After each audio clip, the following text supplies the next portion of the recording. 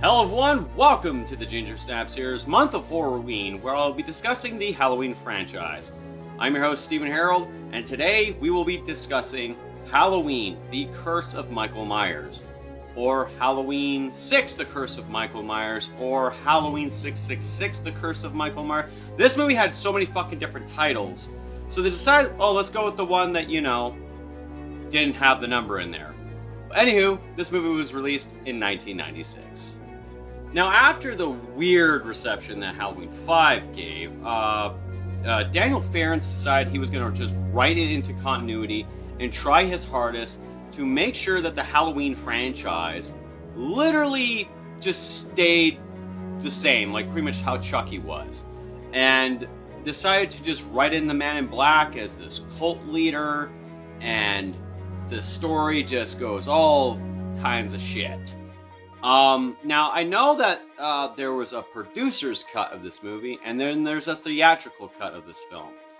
Never have I seen the producer's cut, but I've heard enough about it. So that's why in this review, I will be discussing the theatrical cut. So I know a lot of people do like this movie, and a lot of people really fucking hate it. So what do I think about it? So, let's get into the review for Halloween 6, The Curse of Michael Myers. Before I even continue on to the review, also, I must pretty much make a nice little known gesture that, yes, I kind of went off schedule and did not release this the day I was supposed to. Sorry, some scheduling conflicts kind of happened, and a lot of shit kind of happened. So it was pretty much like, well, I guess I'll just have to wait till the weekend to get all these reviews done and get back on track. And of course, there's another review I have to do, or another video for my channel I have to do. So sorry for that, guys. Anyways, let's get on with the review. The story, it's kind of a little bit weird in a way, because Michael and Jamie Lloyd have been taken by this cult. They've been captured for quite some time now. So they've been missing since 1989. And Jamie has now given birth to what is essentially Michael's last sacrifice, to appeal to the Thorn cult and make sure, famine, disease, all this kind of stuff doesn't happen, and to spare a whole entire tribe, all that kind of shit. So they set their sights to make sure Michael kills the baby now. But Jamie escapes. She doesn't last long, though. And Michael now has to find the baby, whereas later, moving forward into the film, we see that the Strode family now lives in the Myers house. This is not the same Strode family that had Jamie Lee Curtis's Laurie Strode. No, this is the other Strode family, where we see Kara, we see her son, her asshole of a dad, her kind of weird mom and brother, and then, of course, across the street from them lives Tommy Doyle. The same kid who was babysat by fucking Laurie Strode in 1978, who is also obsessed with Michael Myers. Where later on in the film as well, we see Dr. Loomis, who is very much happily retired, but is now forced to come back out of retirement to hunt down Michael Myers. Now, for the story, of course, for what Halloween 5 did, the writer had no choice and tried to make sense of it, tried to do what he could for the story. It's a mess of a story, especially knowing the producer's cut. It's just not much of a home run there. But I know a lot of people still love the story no matter what it is, and it's decent for what, came out of what happened with 5. So for the third installment of the Thorn trilogy, not bad, but it could have been so much better of a story. A lot of new characters are in this movie. Now, like I already mentioned, Jamie Lloyd is in this movie, but she is not played by Daniel Harris in this film at all anymore. She was the right age to do it, but her agent asked for a bigger amount of money, and they didn't want to pay that, so they decided, now we'll cast someone else. The girl who did play J.C. Brandy, who played Jamie Lloyd in that film, did not too bad of a job. I mean, we don't get to see much of her in the theatrical cut because Michael does kill her. Of course, we are also surrounded by the new Strode family. Like I said, Kara, John, and Deborah Strode, which lovely little tribute, I guess, to John Carpenter and Deborah Hill. I guess so, whatnot. We also have this other kid, Danny, who is hearing voices saying kill for them. Kill for him, Danny. So when it comes to characters in this movie, there's no shortage of them. Some are interesting, some are not. I'm going to get to the more interesting ones, and the ones that we mainly care for this movie were the ones we remember. But before I even get to even mentioning any other characters, I had actually gone recently to work and talked to one of my good friends, Brandon, and I had to let him know he looks like fucking Barry Sims. Yeah. It was so fucking uncanny to see that, but yeah, it was nice. As for all the other characters, there are a lot of characters with this film that you kind of semi-grow attached to, but you know for a fact they're just going to die. So then you have to introduce these other characters that you have to hate, that you just want to die, but it doesn't really help when you have all these other characters in there that you have to somewhat care for. When it comes to the whole Danny thing, I could not care fucking less about Danny. Like, there was no fucking way in my mind they were like, oh yeah, he's gonna be the new Michael now? Yeah? He's hearing voices too, so he's gonna be Michael now? I didn't want to hear it. So, yeah, I fucking hate the whole Danny aspect of this whole story when it comes to the characters and everything. But other than that, some of the characters are really good. Especially the one I'm going to be talking about next. Tommy Doyle in this film is played by a very young and first time doing a film, Paul Rudd. Yeah, Ant-Man himself is in this film. Now, because of the scheduling conflicts with the film, he was in Clueless as well. But Clueless came out before Halloween 6, even though Halloween 6 literally was the first film he was a part of. So, yeah, it kind of just happened like that. Scheduling conflicts, what do you expect? What do I personally think of Paul Rudd's performance as Tommy Doyle? A lot of people, even after seeing Tommy Doyle in Halloween 1978, or Tommy Doyle in Halloween 4, and then Tommy Doyle in this one, and then Tommy Doyle in Halloween Kills, a lot of people generally love Paul Rudd's performance as Tommy Doyle. He's unhinged. He is obsessed with Michael. He's a little bit not right in the brain. He's not all there, but he also is kind of like the now successor to Dr. Loomis, but now he wants to make sure Michael is definitely out there so he can finally put an end to him. I do like Paul Rudd's performance in this movie, even though some people bash it.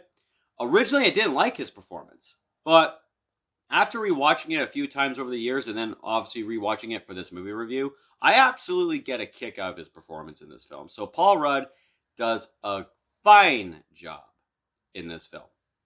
Of course, we have to talk about Dr. Loomis, played by Donald Pleasance in this film. He, like I said, he was retired.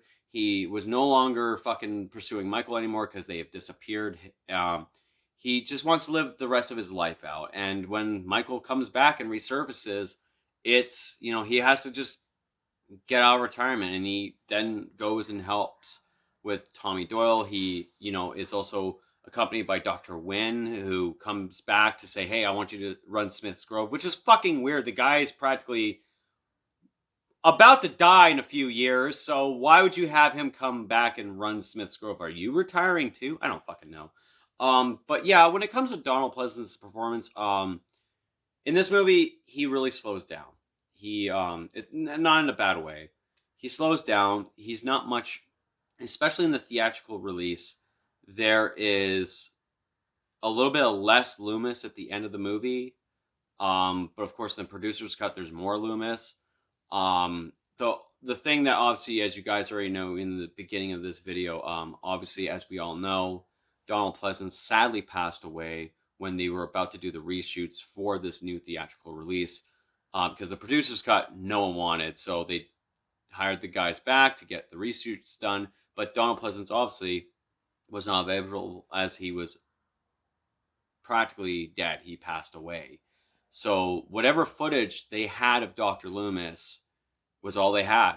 And like I said, this was Donald Pleasence's last film in his life. He died playing the one character that he was definitely known for. And it's one of the things that really gives more weight to the movie now. That's why I think a lot more people appreciate Halloween 6 a little bit more, knowing that this was Donald Pleasence's last performance. And this was his last film. So that's why a lot of people, when they critique the film, they don't say much about Dr. Loomis's performance other than maybe some negativity. But for me, you're not going to get that negativity because you guys got to remember he was really old at this time. He couldn't do some of the things that he was able to do. And of course, he was dying slowly, and not being able to do the reshoots really is just a damper on the whole thing. So, of course, as we all know, Dr. Loomis, Donald Pleasence, is synonymous with Halloween, and we all love and miss him very much. Now, of course, in this film, Michael Myers has returned. It is also played by George P. Wilbur, too. The producer's cut, or the theatrical cut, they kind of had some weird things going on. There are some scenes where it's a different actor, and then there's scenes with George P. Wilbur. And I know a lot of people kind of criticize Michael with George P. Wilbur in this film because George P. Wilbur kind of, fattened up a little bit. He kind of looks a lot bigger, but who fucking gives a shit? He still looks good in the costume and the mask and everything. And his performance in this movie is just balls to the fucking wall. Michael's performance, Michael's just crazy. This was the most brutal we've ever seen Michael leading up to this film. I mean, he is full on evil, to a massive extent. And even what makes it better is the fact that his mask looks great. This is a very spot on good mask. I know a lot of people, like I said, they shit on this film, but trust me, no one shits on the mask that much because the mask is really fucking good. And I personally love it too. Now, the odd thing about this movie when it comes to Michael's performance is also he is essentially a lackey to this cult until, he decides he's going to kill everybody. And that's when it gets finally good. Michael really gets good. But when it comes to this film, when it comes to Michael's performance and the portrayal for it, it feels off knowing that he's just a lackey. He's just like the bodyguard in a way. Michael, like I said, great performance with the fact that he does all the brutality. The kills are phenomenal in this movie with him at the helm. Michael looks good. He does his thing. But just the whole cult thorn thing just kind of brings it down a little bit. Now, like I said, the kills in this movie are absolutely fucking balls to the wall. I mean, we got a girl who got pinned up to the wall, and I know a lot of people say, why is there a spike in the wall? Honestly, I'm going to agree with Mike and Jay from We Watched a Movie. Who gives a fuck? There's a spike in the fucking wall. He does some cool shit with it. He puts her fucking head in there. Kick-ass scene. And of course, he snaps a guy's neck right in half, just turns his fucking head around. The surgery scene where he just goes on a full-on massacre. John Strode's death. Just top-notch shit, guys. The kills are fucking brutal in this movie. They're really well done. And like I said, this was the most brutal we had ever seen Michael at this time. So with the kills, the gore, it works so fucking perfectly. I can't recommend how much of an enjoyment this movie is when it comes to the gore and the kills and the carnage candy. Really good shit. Now, as you all know, we have problems with this movie. Of course, a lot of the problems is definitely for sure the fact that there's two cuts to this movie. There's a producer's cut and a theatrical cut. There's a lot of boneheaded decisions made in this fucking movie where, okay, so the man in black is the leader of this cult. The fact that they brought in a cult in there, fuck's sakes, Michael being controlled by a cult. What the fuck? Even Deborah Strode, being so bumbly and just annoying. John Strode is a good asshole character. But, you don't get to see much of him. I wish you got to see a little bit more of him before he fucking met his fate. And then, of course, we have the the son with his girlfriend, which, by the way, if you guys don't know, Halloween was banned in the fucking town of Haddonfield, and this girl wants to bring Halloween back. Well, look what you did. You brought Michael back, too. They decide to have sex when Barry Sims and his crew is coming to the house.